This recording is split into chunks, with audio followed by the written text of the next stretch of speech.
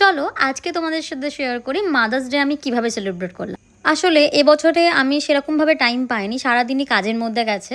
তো ভাবলাম সেই জন্য সন্ধেবেলা মাকে নিয়ে একটু বেরোই। তো সেই মতোই আমি, মা আর বোনই তিনজন মিলে বেরিয়ে গেলাম। আমি ফার্স্ট টাইম মুখার্জিতে গেছিলাম, বাট গিয়ে দেখছি এত ভিড়, মানে আমাকে অনেকক্ষণ ধরে ওয়েট করতে হয়েছিল। দেখো সত্যি বলতে প্রত্যেক বছরই আমি মায়ের জন্য কিছু না কিছু সেলিব্রেট করি বা কিছু না কিছু একটা গিফট দিই, বাট এবছরে সেরকম কিছু হলো না।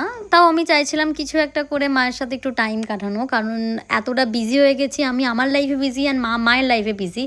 তো ওভারঅল দেখতে গেলে দুজনের মধ্যেই অনেক রকম কথা জমেছিল, সেটা আজকে দুজনেই শেয়ার করলাম। কারণ এই অফিস বাড়ির চক্করে যেভাবে ফ্যামিলির সাথে আগে আমি টাইম কাটাতাম, তো সেটা অবভিয়াসলি হয় না। আর একটা জিনিস অনেক বেশি ভালো লাগে, অনেক বেশি থ্যাঙ্কফুল কি আমি একটা টাইম ছিল যে আমি বাপিমার সাথে গিয়ে বাপিকে বলতাম বাপি এটা কিনে দাও ওটা কিনে দাও।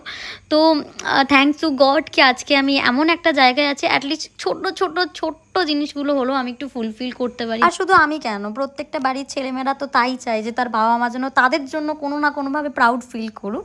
তো সেই জন্য লেগে থাকো, ইনক্লুডিং মি। অ্যান্ড হ্যাঁ, আজকের দিনটা এইভাবেই গেল। তাহলে অন্য কোনো দিন আবার দেখা হচ্ছে, চলো বাই।